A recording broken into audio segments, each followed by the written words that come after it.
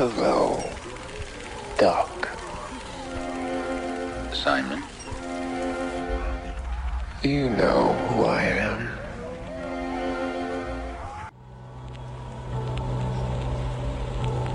And where do you live, Simon?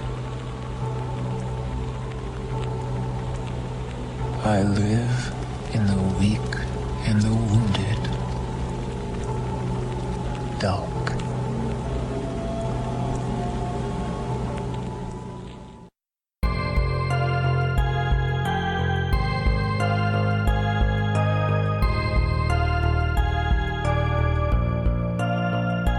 Is imagination simply contained in the mind, or does it tap into an unseen world with messages waiting to be told? There is a place where legends cross over into our world, where strange visions and whispers beckon, and superstition takes hold. Step into the Black Cat's shadow.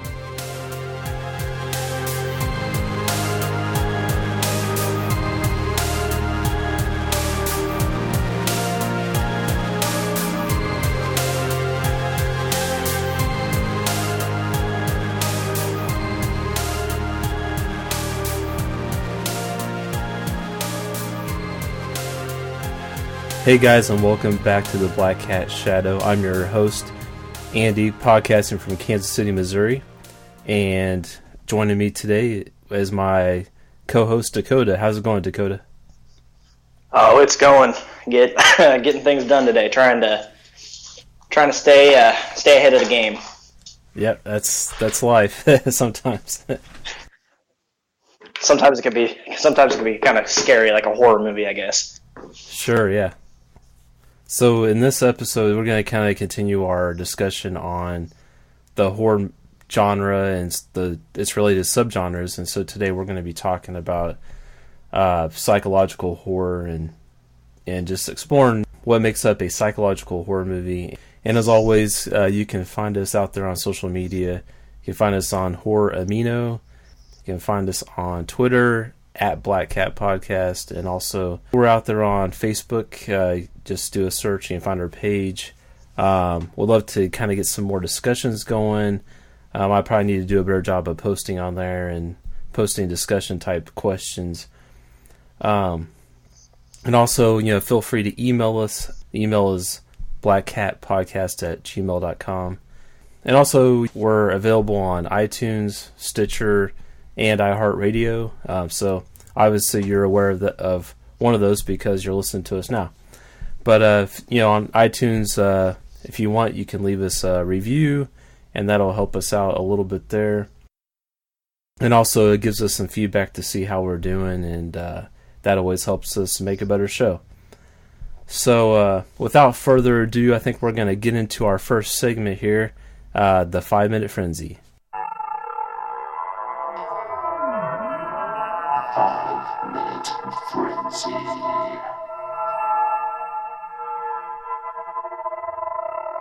So in this segment of the 5-Minute Frenzy, Dakota has picked out a movie for me to watch called Session 9. And it's one that I had seen back in the theater, actually, when it first came out.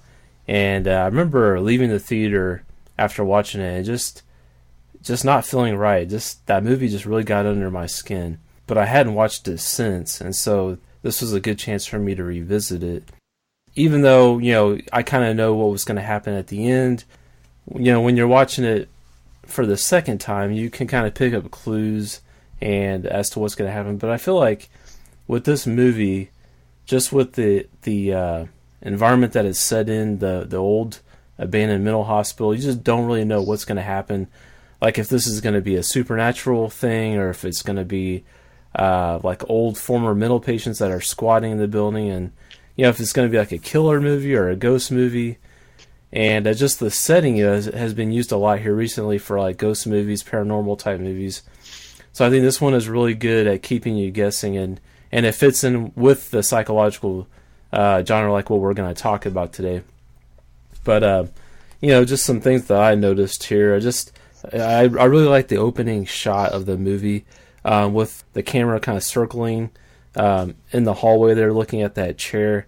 It just kind of creates a feeling of disorientation. And I think on the commentary, the director said that they were going for, like, it's kind of like spiraling into madness. You know, and I like the fact that the building itself is shaped like a bat.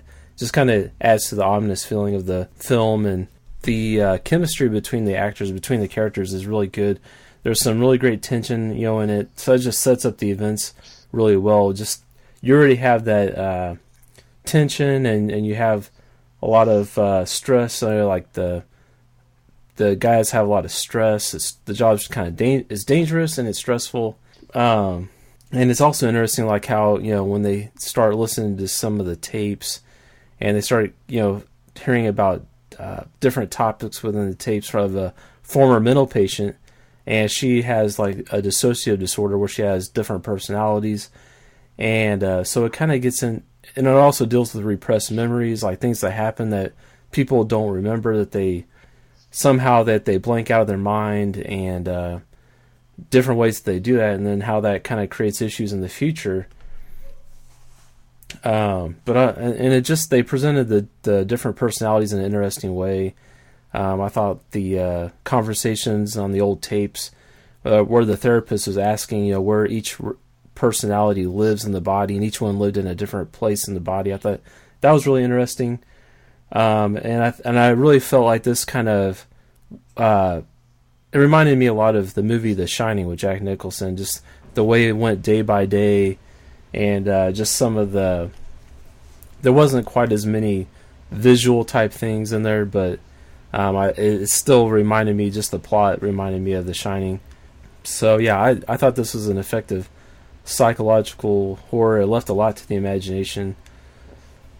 But there was like a nice build up. It was a nice payoff at the end. You actually find out, you know, what's going on, and you know, it's a surprise. It was a surprise to me anyway.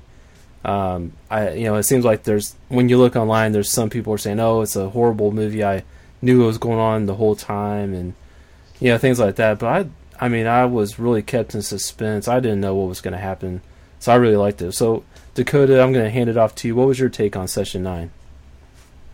A lot of what Session 9 kind of did, they gave you like a false sense of okayness. I mean, like, you walked into the movie expecting, like you said, like kind of like a slasher film in a way, because it is set in a creepy setting. But then you get this feeling, okay, cool, he just found these tapes. It's just going to be them listening to this and learning about what's going on.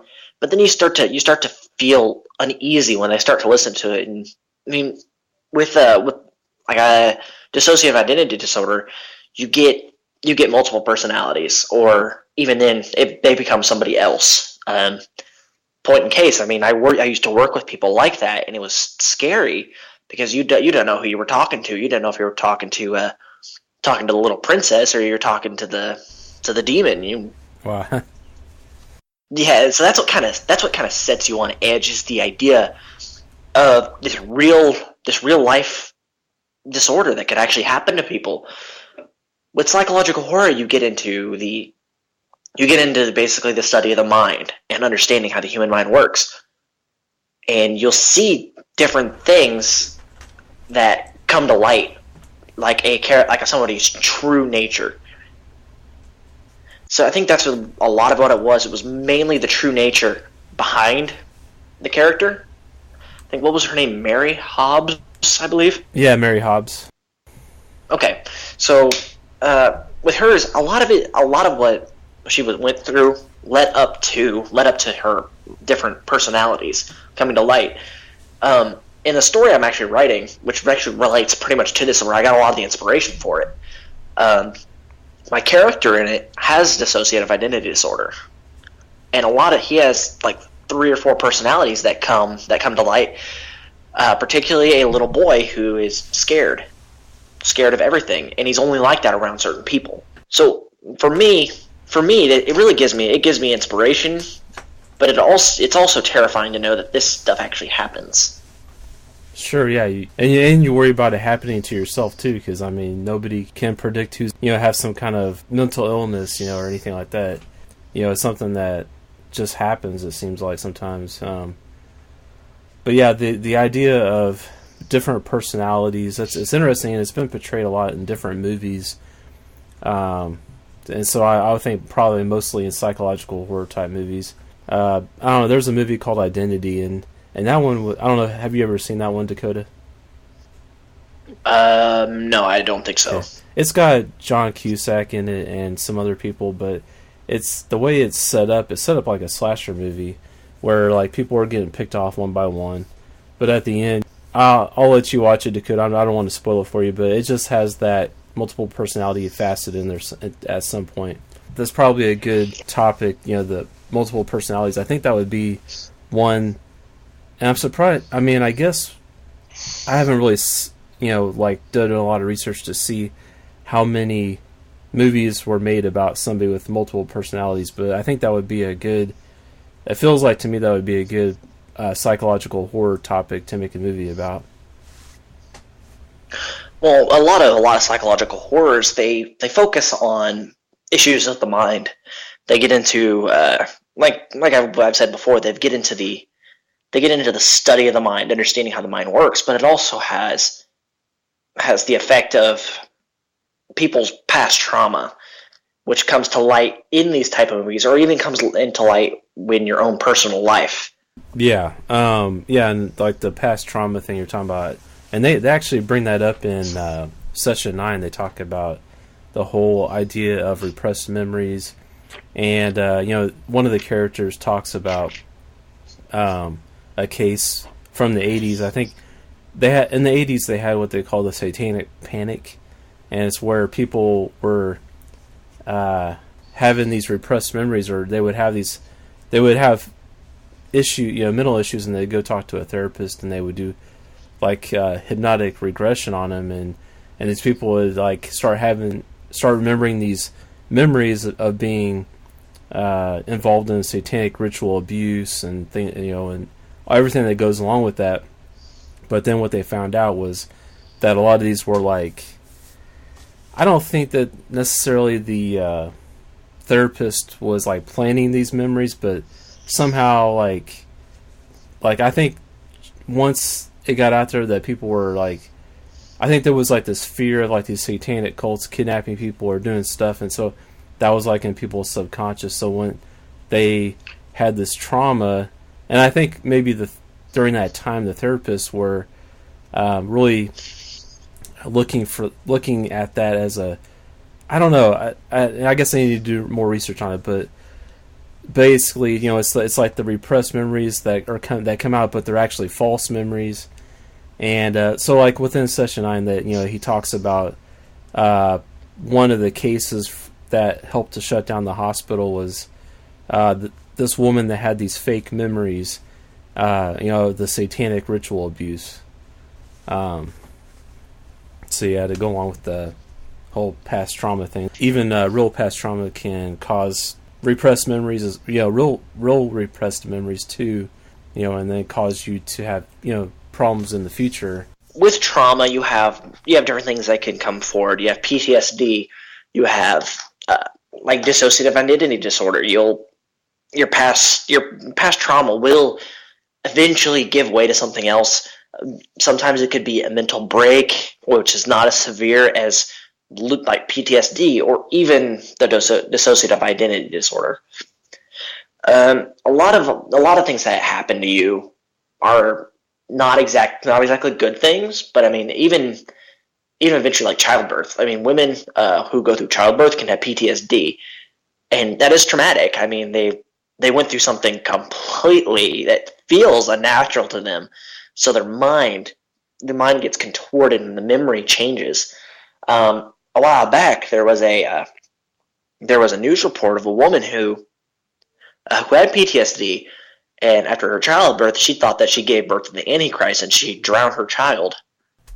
Oh wow! So the mind could be a deadly weapon to yourself, or it could be a great ally. Yeah, and I think we see that a lot, with the stories within the psychological horror realm. We see, that is the main source of horror in these movies is the mind, and whether it's your own worst enemy or your other people's whether it causes you to harm yourself or others. So basically, like with the psychological horror, it replaces physical threats with the psychological ones, for as far as like madness or insanity. But yeah, so with that, with the source of horror being more in the mind, then the horror is a lot more subtle. It's more creepy. It's not as much in your face. Like, they leave more to the imagination. So like, instead of like showing you the monster or a ghost, you may hear a sound or see like a brief movement or something like that out of the corner of your eye, something like that, or may just see like a dark room. That's more probably that, when you think of psychological horror, it's more subtle, and there's probably not as much action, as like, there's not as many kills or whatever, it's not a whole lot of killing going on, but I mean, I guess in some psychological horror movies you do have killing and things that kind of happen because of what's going on psychologically, but I think, overall the horror, it's more subtle. It's downplayed. Yeah. It's very downplayed. And, I'm starting to appreciate that more, because I feel like sometimes whenever they show you everything, like show you the monster or the ghost or the killer, like, it's not as scary. But I think when they keep things more in the dark, leave more to the imagination, it can be scarier most of the time, because I feel like the things I have in my mind, that I create in my mind, are scary to me, obviously. So obviously it's it's going to be scarier than maybe something somebody else can come up with. I've always thought that the perfect horror movie would be something that combines most elements of the horror genre, and even taking little bits from each subgenre. Like with psychological horror, you could make a slasher movie where you don't see the guy at all until the very end of the movie, and it's too late. I'd like to see a movie like that where you have this let's say a monster, and you don't know what the monster is until like the last like 5 minutes of the movie, and it just takes everything out, and it just destroys everyone, and you see it the last 5 minutes. That's terrifying. I think it'd be very terrifying to watch a movie like that. Yeah, and I think that's, well, without giving too much away about Session 9, you definitely have that in there, because you have things going on within the movie, but you may not really know, like, is this like a ghost doing these things, or is it a killer? You don't know until the very end, and I like that about it. Yeah, here's a phrase about psychological horror. It's the kind of movie where the mind makes up for what the director doesn't feature outright. It's the monster in the closet where all you see is a pair of glowing red eyes. It's the suggestion that a house is haunted, and then walking through said location and hearing all kinds of concerning, creepy noises. It's not a violent killer with a chainsaw chasing you around. It's not a thriller where the police are trying to catch a heinous murderer. The main facet of a psychological horror film is what isn't shown, not what is. It's basically the main villain in a psychological horror is your own mind. Right. And that could take shape as many different things. You could have terrifying visions, or you could do harm to yourself or to others. So yeah, I think the possibilities are wide open with that kind of movie.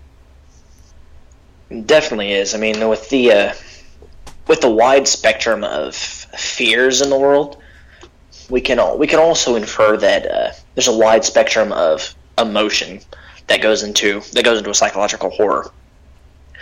So I mean, we have a lot of psychological horror likes to take little bits from the human psyche and fears that we have. I mean, we've talked about how horror movies, they exploit our primitive fears and also our more complex fears. But these are more like realistic fears, like take a 30-year-old woman who was sexually abused as a child. I mean, she's gonna always fear that again from her from the person or from somebody like the person that abused her. So I mean, you have a movie like that has some very very graphic rape scenes in it, like The Hills Have Eyes, their remake. I mean, or if you have them like I Spit on Your Grave, things like that. It's going to have something particular. It's going to have something that's particularly scary to one set person, and that's how psychological horror gets you. It plays on those darker parts of your mind that kind of that people don't really like to expose. I mean, some people have kinks and fetishes, but there's other people out there who fear those type of kinks and fetishes that other people seem to enjoy. Yeah, it's interesting. Like in it, and some of these movies can kind of expose those types of thing. It can shed light on those dark spaces, and people can be uncomfortable with that. It makes people maybe reflect on themselves. But I feel like a lot of times, like, psychological horror could really cross into other subgenres pretty easily. Just like I said, with the wide range of possibilities that can happen within psychological horror. I don't know. I look at examples of psychological horror movies. Anything from like Psycho to like even some of the like the Japanese horror movies. A lot of them deal with psychological things, and even though they have a lot of supernatural aspects to them, there is a big psychological aspect to them as well. Yeah, we have movies that came out in like the early '60s and the early and late '60s that were very, very deep in psychological horror. I know we mentioned before Rosemary's Baby. That's a great example, and more recently, The Silence of the Lambs, because that cannibalism, for one, some people are terrified of cannibals, but what really put it over the edge was with Hannibal Lecter being he was a psychologist, right? Yeah.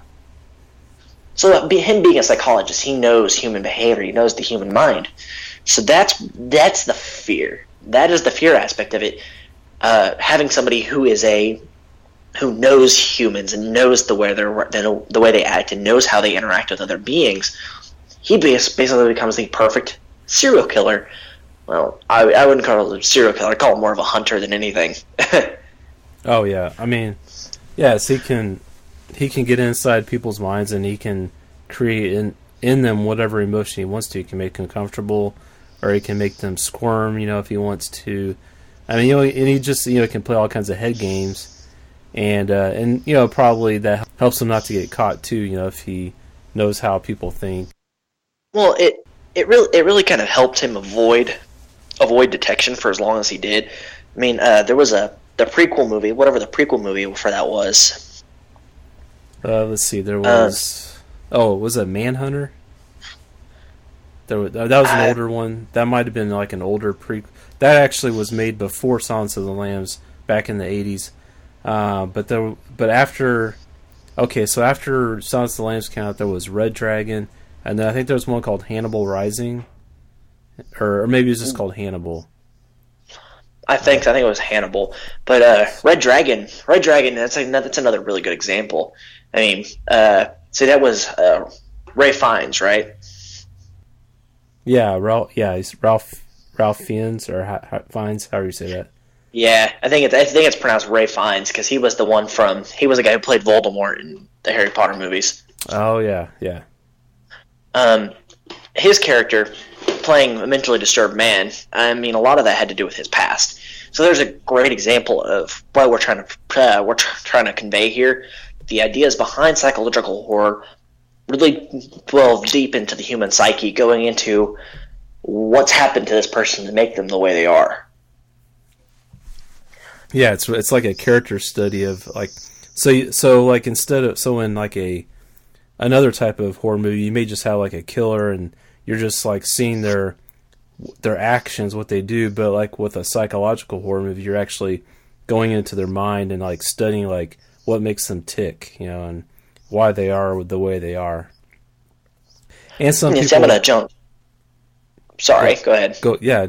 Well, I was just going to say, some people like exploring the mental aspects of a character, and some people don't. Some people like it more of a mystery, you know. And mysteries are good. Mystery is good because it also adds to the horror element. But I'm going to jump back in time here to when we were talking about The Burning. I mean, that had some psychological horror elements in it, just because you saw the backstory of what happened to Cropsey and how he came to be and how he started to murder people. It's because of his past. It was more or less driven by revenge. I think it was a form of psychosis. The revenge concept was ground into his brain. He's like, well, these kids did this to me, so I'm going to take my revenge on them and kill them, and I will be happy about it. It'll give him some kind of closure, or like you said, make him happy. Yeah. Something that we kind of refer to in psychology, which is what I'm studying right now in college. We have what we call shadow characteristics. Basically, your shadow characteristics are what you can kind of see inside yourself, but you repress them. Again, with the repression of memories, but you also have repression of these characteristics like suspicion or distrust, self-doubt, paranoia, and other things like that, where you don't see them in you, but eventually you'll see them in others and you'll kind of relate to them. So that's how psychological horror is effective. For most people, like if you go see a slasher film, you're going there for a gore fest. But if you're going there for a psychological horror, and you're sitting in a movie theater, you don't know what's going on, and you're like, oh, like, okay, I'm into this. This is cool. And you see these characteristics in a character.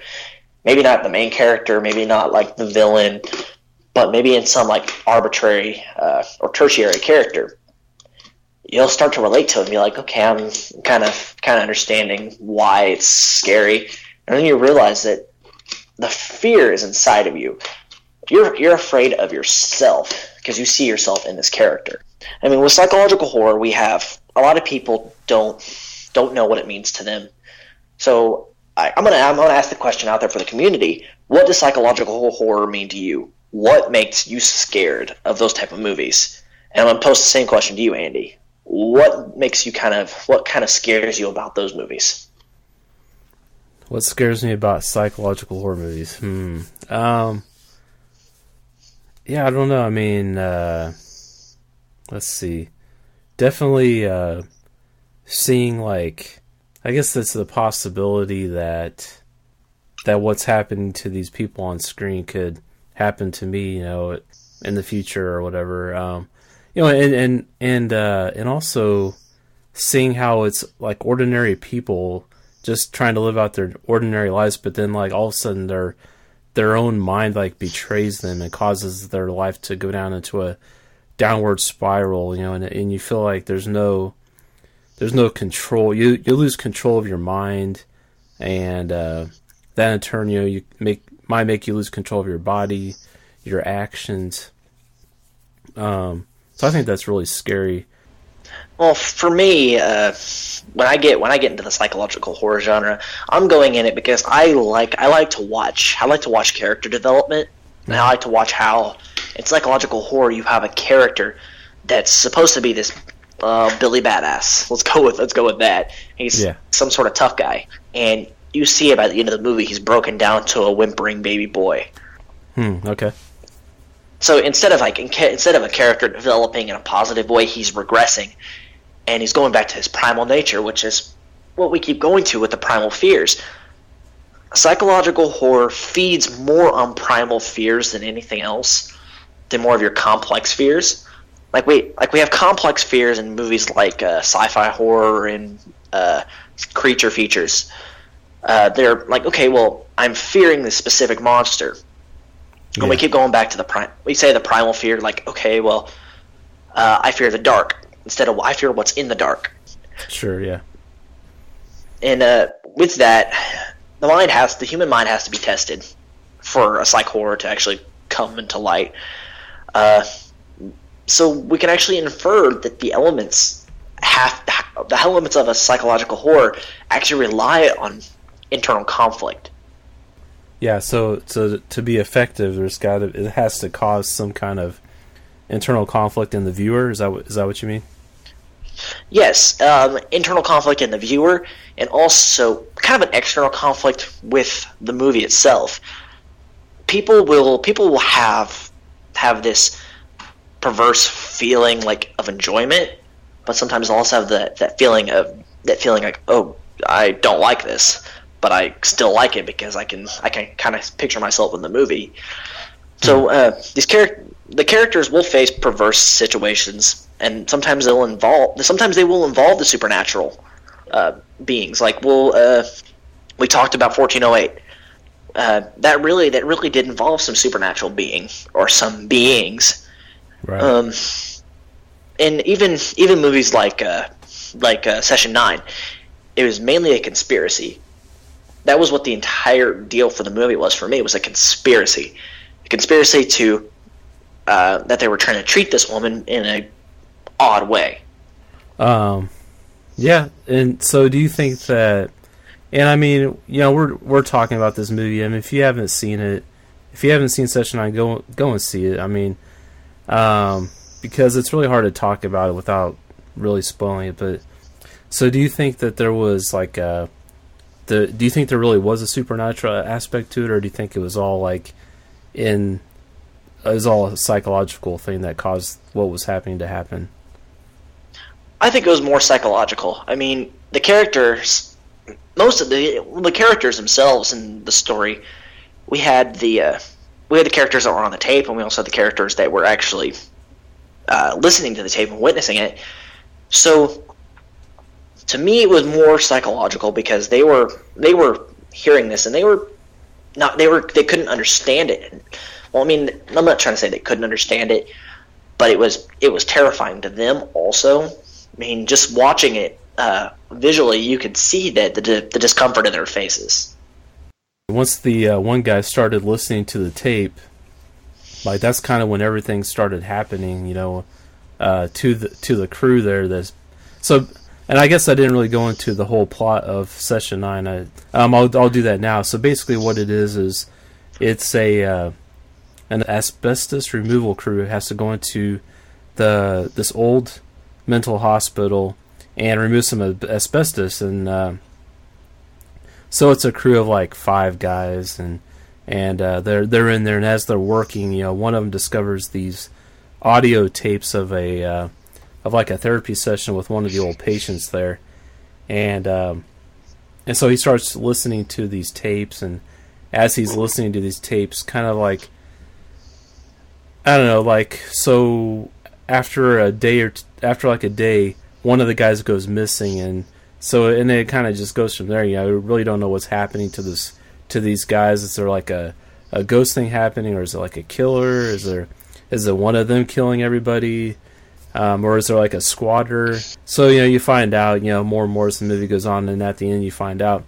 But I thought what was interesting, I was watching the special features on the DVD, and then in that movie they talk about there was actually a subplot that they cut out just for, it's because so what the subplot was there was a homeless woman that was living in the hospital still, and she was kind of watching everything as it happened, and but they took out that subplot because the test audiences were thinking that was the woman from the tapes, but that's really not what they were trying to do. It was just supposed to be a random lady that was homeless.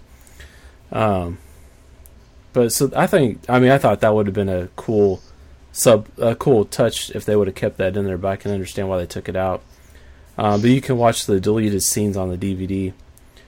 But and so it goes on, and you find out, spoilers, but you find out that one of the guys, the owner of the company, Gordon, he is basically went crazy, and he actually killed his wife and his kid, and he's killing his coworkers too. But I thought it was interesting because, and I think where some people may see the supernatural tie-in to it is because there's a point in the movie where Gordon starts hearing voices in his head. He hears that Simon character saying, "Hello, Gordon," and we find out while one guy's listening to the tapes, one of the personalities for Mary, the patient, is a voice called Simon, and the therapist doesn't get him to come out until the very end of the movie. You find out that Simon is the one that kind of like takes control when there's like a stressful situation and causes these people to like murder their families or things like that. And and one of the quotes is, Simon says, "I live in the weak and the wounded." He's just kind of waiting for that type of person so he can like control them and cause them to do bad stuff. But so it's an interesting movie, and definitely one that you could take either way. You could say, well, it was just psychological, or as some people do, they say, well, I think there was something else going on supernaturally. And something actually really interesting about this movie is the Danvers State Asylum is an actual place. Mm-hmm. It's an actual mental asylum that was shut down. I'm not seeing exactly why it was shut down, but I'm assuming it was because of something very similar to this, like controversy. But with this type of movie, like you said, with the character voice Simon, people with schizophrenia will sometimes develop multiple voices, which, if not treated, can eventually lead into multiple personalities, which has actually not been a real confirmed case of multiple personality syndrome. But you can assume that associative identity disorder is basically the same thing. But we have this character Simon, who we can see that potentially there was a supernatural aspect to it. I'm not saying he was a ghost, but maybe a demon. Yeah, that's what some fan theories are saying too. It was a demonic force. Yeah, and I actually really appreciate movies that do this, because I'm not going to say that it would dumb it down and be very dull without some sort of like major plot twist, which most psychological horror movies rely on plot twists to move the plot ahead. Sometimes they'll take them back to a little small area where the movie wasn't so like hyped up, and sometimes they'll move it way forward. The plot will jump back and forth in these types of movies, where you have a perfectly good movie of these guys going into a hospital and cleaning it for asbestos, to them regressing and chilling out, listening to these creepy tapes and finding out that, hey, these people are going missing, to a point where you're chill again, you're relaxed. Plot twists are actually necessary for a lot of movies, but for psychological horror, I think that they're almost a necessity, like a plot necessity. I think they have to be there. Yeah, because like I said, it's more of a slower paced movie. You don't have the, with quote unquote action, you don't have like the kills, the impending. You may have some kind of impending doom, but you don't have the same threat level. Maybe that's what I'm trying to say.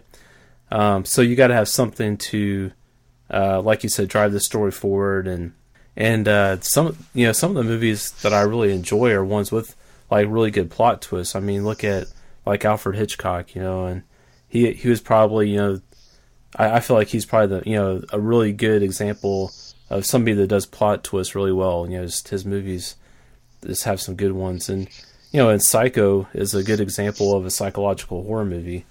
You have this man that like we've been talking about has like a dissociative personality disorder, where he has like this other alter ego that's his mother, his dead mother.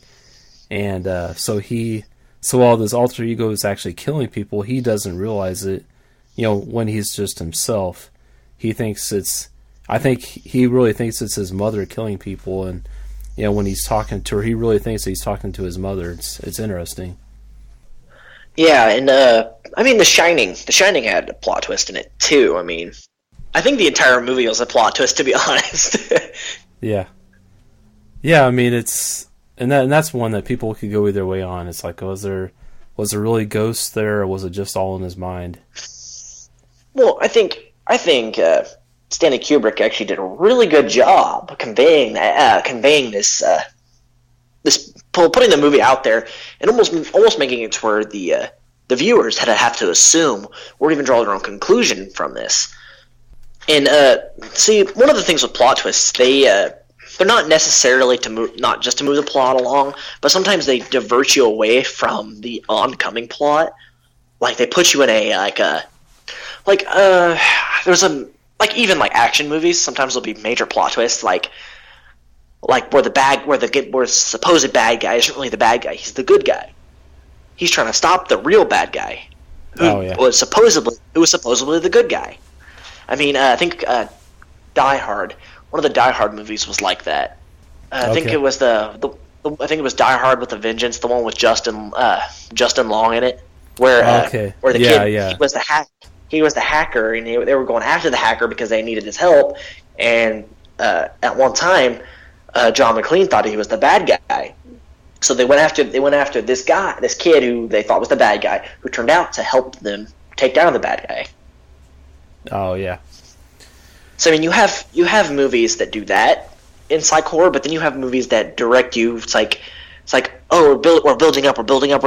Oh no, we're going back down, and we're gonna be like, oh well, that was scary, and then they bang, they hit you with this really intense moment. I'm trying to think of a good example. I can't think of a good example of that for psych horror, but I mean... Yeah, I know what you mean. It's like where you think that it's kind of like nothing's really going to happen, but then it does happen. And something I did think was interesting, a lot of the Japanese and Korean movies that come to the United States, The Ring, the original Ring, that was considered a psychological horror as long as a supernatural horror because of some of the elements that were in the movie. But it's actually a staple of Asian filmography, where we have that's actually part of their mainstay horror films. A lot of them are psychological. Yeah, I think there was one called A Tale of Two Sisters. Let's see it. Yeah, it was 2003 that it came out. It says here, after being institutionalized in a mental hospital, a Korean teen, Sumi, reunites with her beloved sister, Soo-young Lim, and they return to live in their country home. The girl's widowed father has remarried, and the siblings are immediately resentful to the new wife. The Sumi and Soo-yeon try to resume their regular lives. Strange events plague the house, leading to surprising revelations and a shocking conclusion. Yeah, those kind of stories are always interesting because you just don't know where they're going to go. Even in America, we have Mama. Came out in 2014, 2015. Uh-huh. It's supernatural, but then it kind of crosses genre into the psych horror because of the real life events that. No, I'm not going to say real life because I've never heard of a case like this. But the events that led up to this benevolent spirit, or malevolent, not benevolent. So I mean, we have those type of movies here too that are just kind of downplayed for for the opening of the movie. We get up to the halfway part of the movie, it's very downplayed still, and then about midway between the halfway point and the climax, you have this faux climax. Yeah, I was just kind of going through a list of psychological horror movies just to see if I could find something that kind of represents that, but well, and with this topic, there's not a whole lot that we can really say because it's more of a new type of horror movie. Because we're still learning about the human mind, so there's not a lot we can really say about it other than the basis of what makes it and what our opinions are. Because everyone's gonna infer their own opinions, just like we keep saying that everyone's not gonna be scared of the same thing. Everyone's gonna infer their own opinion about psychological horror. It's not like a set in stone formula for these type of movies, unlike with slasher films or with creature features.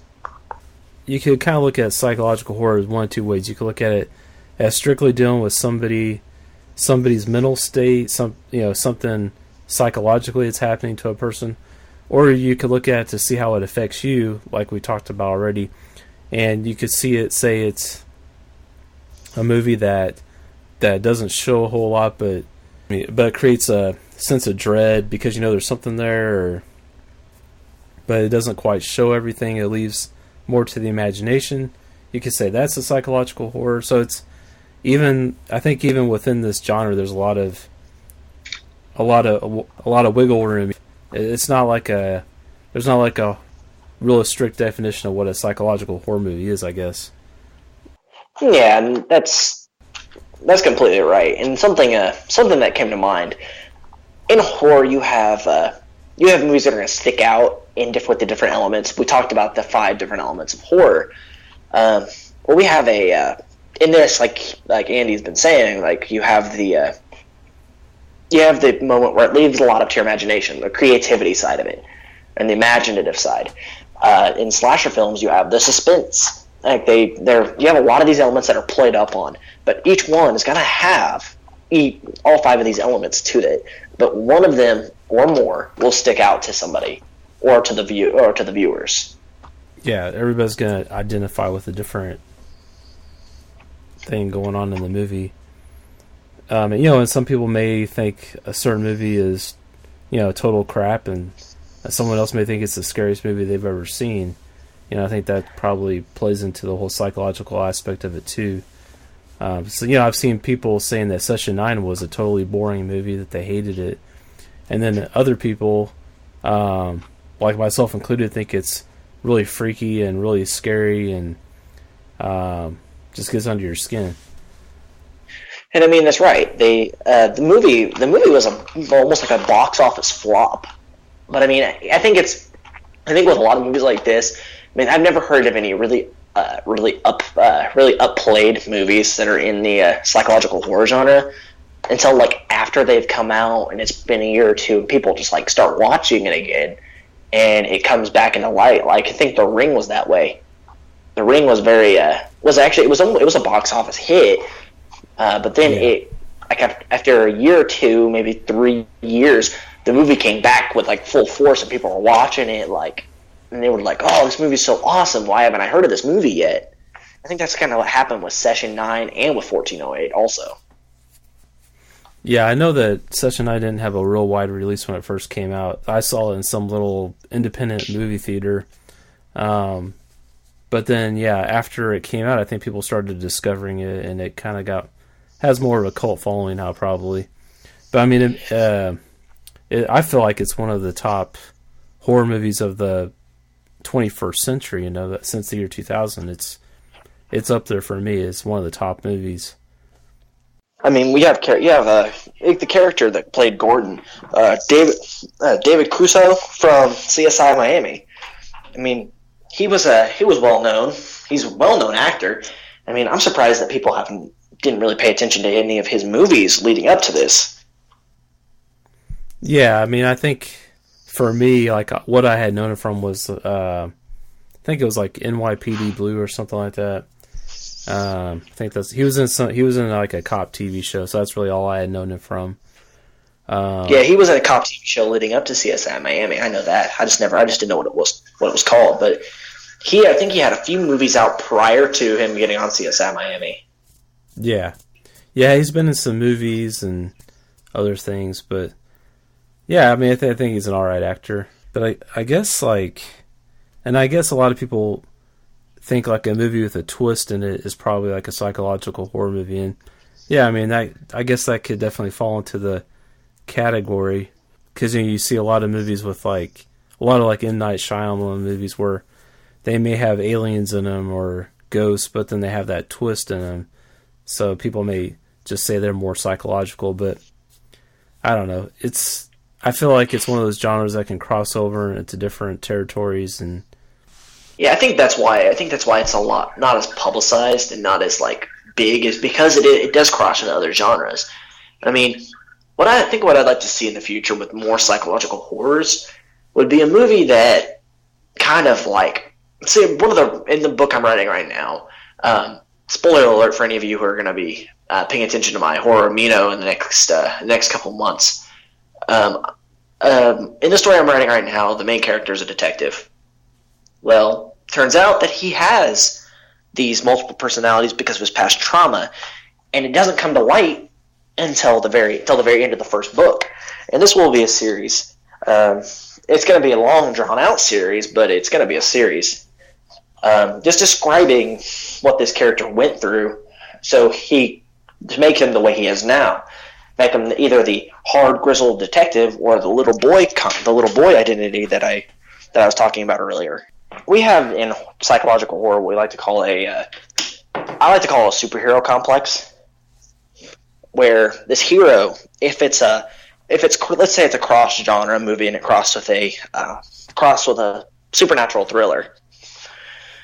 We have the hero complex. He or she feels like she's immune to this torture this mental torture. Eventually, they end up breaking down. I mean, every superhero has a weakness, like Superman with kryptonite or Batman with his pride. So they'll end up breaking down and eventually succumb to the darkness. Yeah, we see that a lot in movies. You see somebody that would be like the hero, and a lot of times in these types of movies they have a downward spiral. And I mean, part of the pull is you want to see them kind of climb back up out of the hole and have a victory, but sometimes it doesn't happen. Sometimes they fall deeper and deeper in that downward spiral and have a tragic ending. Yeah, and I think some of the best movies leave you on a cliffhanger too. I mean, Session 9, in a way, kind of did, because, I mean, you don't really know if this guy got away with it, or if he's gonna go on and do more. And other movies, can you think of any other movies that are kind of fit that description of a kind of a cliffhanger with psychological horror? 1408. There we go. Yeah. That kind of left on a cliffhanger. Well, and I don't know if you want to call Blair Witch Project a psychological horror movie, but it's one of those ones where you don't really, everything is kind of left to your imagination. But that one kind of ended real abruptly on a cliffhanger.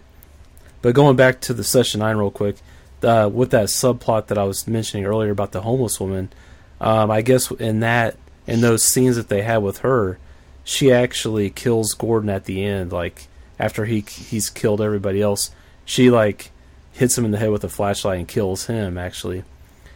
But with the theatrical release, you really don't see any of that. You don't know what's really going to happen with him. Yeah, and I mean, I would imagine that subplot, if they would have kind of left it in the movie, I think it would have actually made the movie a little bit. I think it would have kind of dulled the movie down a little bit. You would have eventually you would have had a happy ending, too much of a happy ending, and it wouldn't really fit the horror genre anymore. It would kind of fit into more of a thriller. Yeah, I think either way it would have been pretty depressing ending. I mean, because he like killed all of his coworkers and his family, and so I mean, I think no matter if he lived or died, I think that would have been a pretty depressing ending to me anyway. Yeah, I mean, some movies have to have that suspenseful moment to be effective. I mean, horror movies really rely on suspense and a lot on mystery. Yeah, the mystery is something that definitely keeps the interest, especially in the psychological realm, when you don't have a lot of on-screen actions taking place. It's more of like, I mean, you may have some like visions happening or things like that, but yeah, I think you want to create that mystery that kind of keeps people interested, keeps them wanting. They want to know more and more about what's happening, and when you have that mystery there, it keeps people guessing. If you have a good mystery, it keeps people involved in the story. Yeah. I was doing a little bit more research. There was actually there was another interpretation of the movie. It actually ended up winning a year's best fantasy and horror award. Yeah, I received that in 2003. Oh, okay, cool. But, see right here, it was talking about how Simon is not necessarily an alternate personality of the former patient, Mary, but rather a malignant genius loci. Oh, okay. I know. I've heard that term before. It's like talking about like a place that has a certain character, or like where the location, it has a personality, and a location can be evil or have a spirit to it or whatever. Yeah, and I mean, see, there was actually, in classical, I'm going to read this, it's word for word from Wikipedia, but in classical Roman religion, a genius loci was the protective spirit of a place. It was often depicted in religious iconography as a figure holding a tribute such as a cornucopia, patera, which is a libation bowl, or a snake. Many Roman altars found throughout the Western Roman Empire were dedicated to a particular genius loci. So, I mean, it does make sense. I mean, it's a malignant genius loci, so they were meant to be an evil spirit. Basically, that's what we're getting as an evil spirit or an evil deity, going back towards like the demons. That's basically protecting its territory. Yeah, I mean, because they're going in there and doing renovations on the place, and it probably doesn't like just anybody trespassing or spending a lot of time in there. It's, may try to it may just be territorial, and you see that in The Shining too. I think the place has kind of a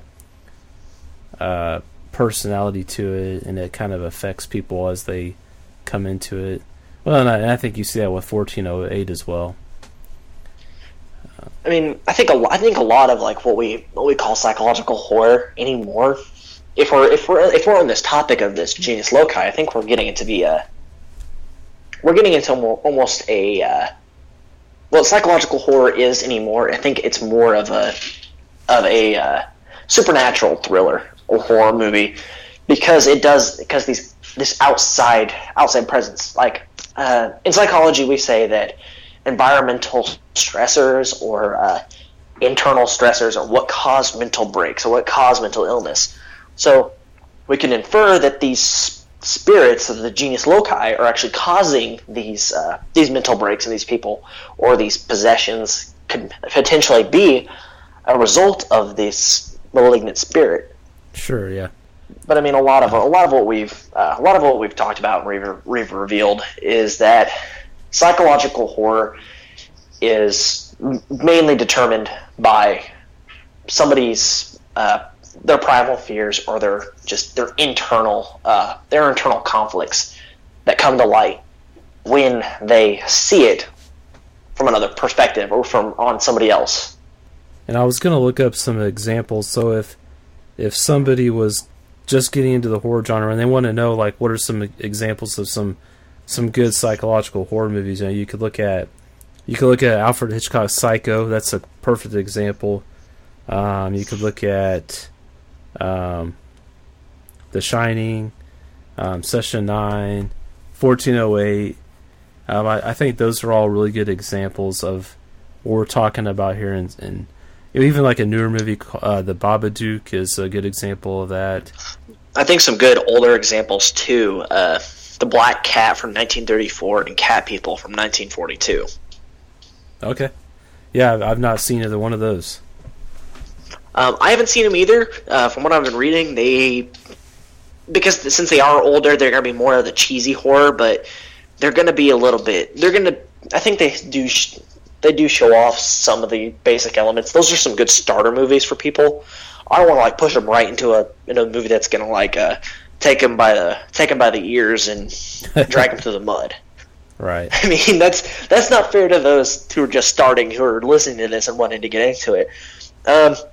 For those people with weak constitutions who are listening to this, or somebody if you know somebody with weak constitutions, don't start them off on The Shining.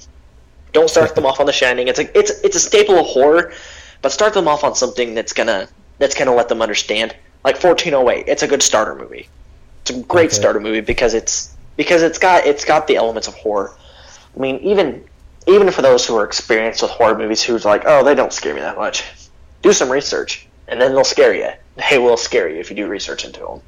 Yeah, because you start to see that these things, that some of these things that you see in movies, some people are actually dealing with in real life. There's an interesting movie called Magic with Anthony Hopkins. We were talking about him earlier, and it's where he has a ventriloquist doll that he talks to, basically, and it's been a while since I've seen it, but I think he thinks that it's telling him to kill people or something, or he thinks that it's talking back to him. So I think that's like another good like psychological horror movie. Maybe that might kind of be more of a thriller. I'm not sure, but that might be a good gateway movie for people. Well, if it's the genre, if it's the entire concept we're talking about, I mean, it would be a great starter movie, especially because Anthony Hopkins is, as a character in any of his movies, he's got this demeanor. He's a very versatile actor, but I mean, with horror, he's got this demeanor of this really creepy demeanor, and he's also got this very demanding presence. I mean, from seeing him in movies like let's see, The Silence of the Lambs, and even all the way up to more recent movies like Thor. You have him in a commanding presence. You have a commanding presence and a very off-putting demeanor. You're gonna have an effective. Yeah. You're gonna have an effective movie. I mean, even like going back to 1408 with Samuel L. Jackson. Very, very off-putting character that he played in that movie. Yeah, if you have a good enough actor, they can carry the movie, and especially in a psychological horror movie, that'll really add weight to the story if you have a good actor that can convey the struggle that they're going through. I mean, a movie could have an excellent plot, could be like very good, and have really crappy actors and still be effective. But I mean, if you combine some A-list actors, let's still have a dream team here of actors that we'd like to see in a horror movie. Anthony Hopkins and what's his name? Man, I'm drawing a blank here.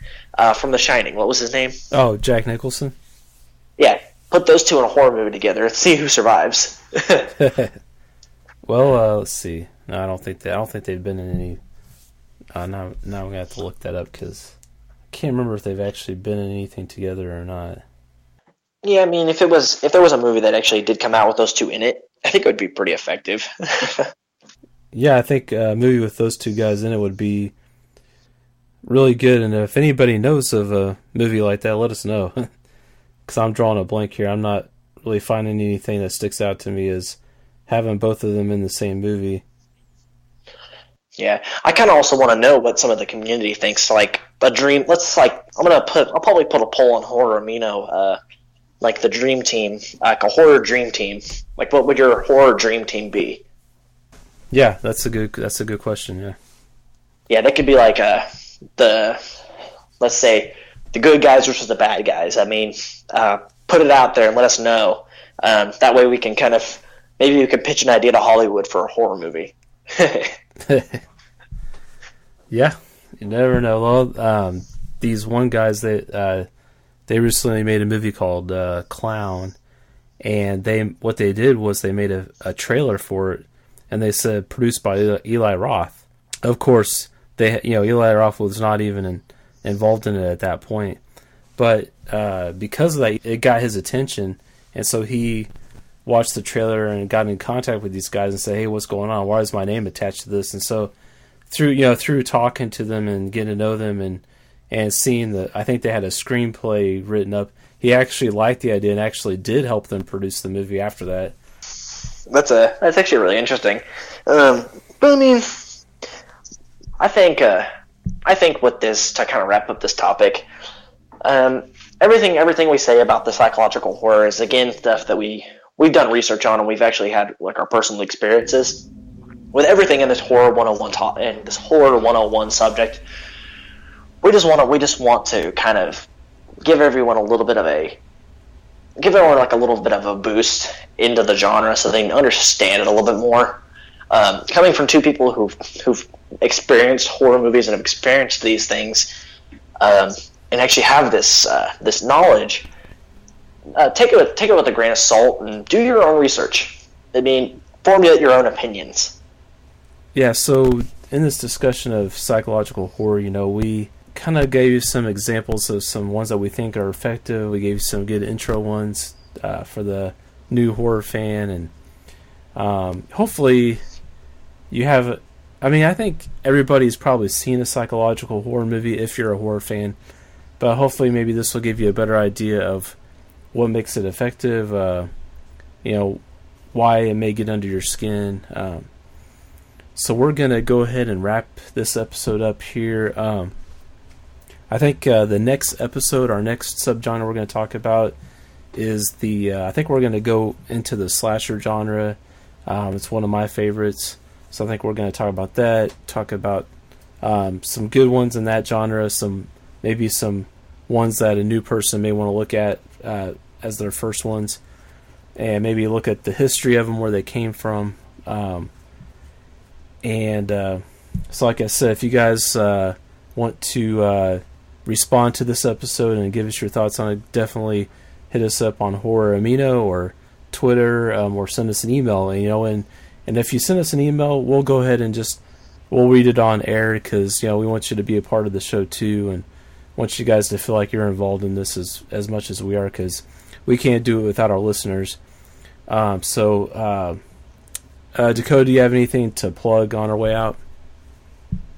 Yeah, guys, just check me out on Horror Amino. Just Rainstorm01. The rain is spelled Rain. You find me on there. I am getting ready to post part 2 of my short story, Jesse's Dreams.